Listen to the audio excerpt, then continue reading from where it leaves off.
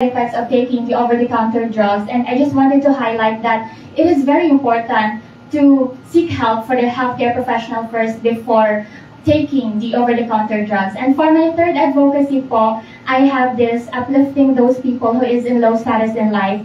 During 2020 po, that was pandemic, me and my family, we gave kilos of rice in our community, which is my barangay Liberty.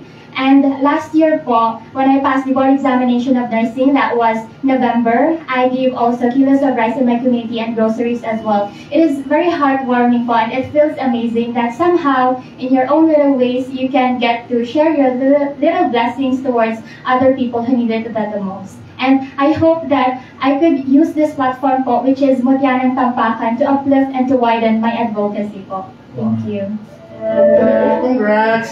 Daming ganap, daming advocacies, and makaka-inspire ka talaga sa mga fellow youth at sa mga kababayan mo doon sa Barangay Liberty. And of course, dadalhin mo na dito sa Mutya, sa munisipyo na mismo, sa municipal na level. Maraming salamat, Miss.